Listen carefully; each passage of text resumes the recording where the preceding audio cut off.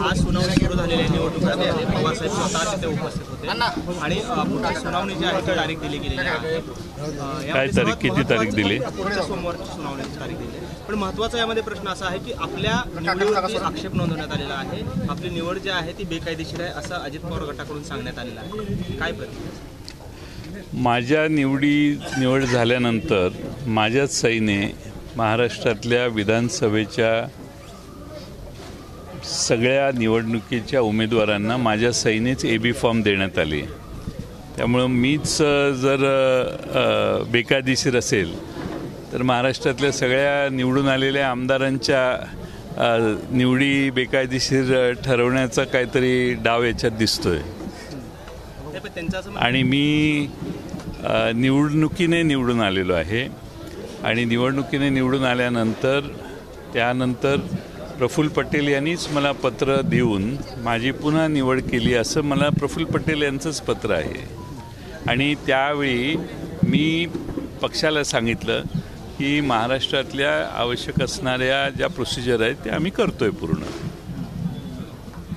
प्रफुल्ल पटेलांनी असं म्हटलं आहे की जयंत पाटील यानंतर या निकालानंतर कुठं जातील आम्हाला माहिती नाही, पण आमच्याकडे आले तर आम्ही त्यांचं स्वागतच करू, त्यांना मुख्यमंत्री करू अशा देखील त्यांनी वक्तव्य केलं। काय करू? मुख्यमंत्री करू असं देखील वक्तव्य केलेलं आहे। मुख्यमंत्र्यांची यादीत गर्दी वाढायला लागली। पुढं अजितदादा पवार गटाने असं देखील आहे की आमच्याकडे आवश्यक ते संख्याबळ आहे, जवळपास 24 राज्यांचे प्रदेशाध्यक्ष आमच्याकडे आहेत, त्याचबरोबर 43-43 आमदार जे आहेत ते आमच्याकडे आहेत। ते पण मला असं वाटतं की आमचे वकील त्याबद्दल युक्तिवाद करतील।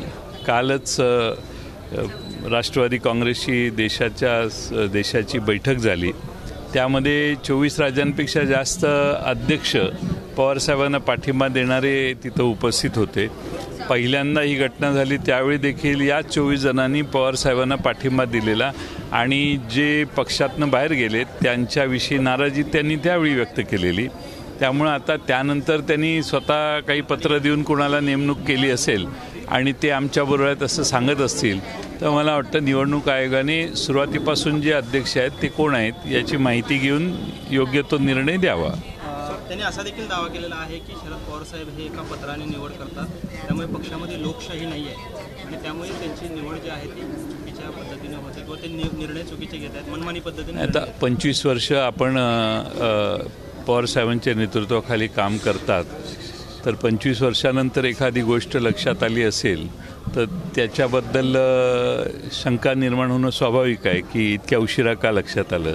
या बाबतीत पक्षांतर्गत निवडणुका अनेक वेळा झाल्या, त्यावेळी अशा स्वरूपाची कोणी प्रश्न विचारला नाही आणि मला वाटतं की बाकीचं सगळं निवडणूक आयोगासमोर आमचे वकील मांडतील।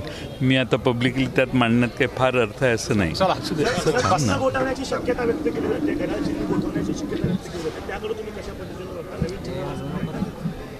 चिन्ह गोठवण्याचा प्रश्नच उद्भवत नाही। पवार साहेबांचाच पक्ष आहे आणि त्यांचंच चिन्ह आहे, त्यामुळे ते गोठवण्याचा प्रश्न नाही। एखाद्याने कुणी उद्या भारतीय जनता पक्षाच्या चिन्हाबद्दल कुणी शंका जाऊन व्यक्त केली तर ते गोठवणार का तुम्ही? तर साधा प्रश्न आहे की पवारसाहेब संस्थापक आहेत, त्यांच्या नेतृत्वाखाली जो पक्ष चाललेला त्यांना कधीच कुणी चॅलेंज केलेलं नाही। त्यांना सर्वांनी मिळून सर्वाधिकार दिलेले आहेत। तालकटोरा स्टेडियममध्ये हात वर करून आहेत, त्याच्या क्लिप्स आहेत, त्याच्या व्हिडिओज आहेत, त्याचे प्रूफ्स आहेत आणि त्यामुळं आजही देशातले सर्व पक्षाचे अध्यक्ष आमच्या राज्यांचे त्यांना पाठिंबा देतात। त्यामुळं चिन्ह गोठवण्याचा प्रश्नच उद्भवत नाही। चिन्ह गोठवणं हे अन्यायकारक होणार आहे, त्यामुळं चिन्ह गोठवण्याची पद्धत आहे, त्यामुळं आमच्या वकिलाने कदाचित सांगितलं असेल चिन्ह गोठवू नका म्हणून। पण त्यांच्यासोबत आपण इतके वर्ष काम केले, ते लोक म्हणतात की पवार साहेबांची कार्यशैली चुकीची आहे अशाबद्दल त्यांच्या उपस्थितीमध्ये सांगतायत। कार्यकर्ता म्हणून पवार साहेबांचा कार्यकर्ता कसं बघतात, आपल्यासोबतचे सहकार्य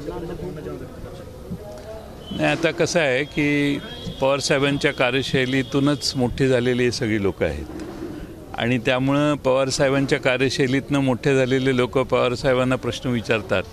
घरातला लहान मुलगा ज्यावेळी मोठा होतो आणि त्याला स्वतंत्र व्हायचं असतं त्यावेळी तो स्वतःचं घर बांधतो, तो घरातनं वडिलांना काढत नाही, याच्यातच सगळं आलं।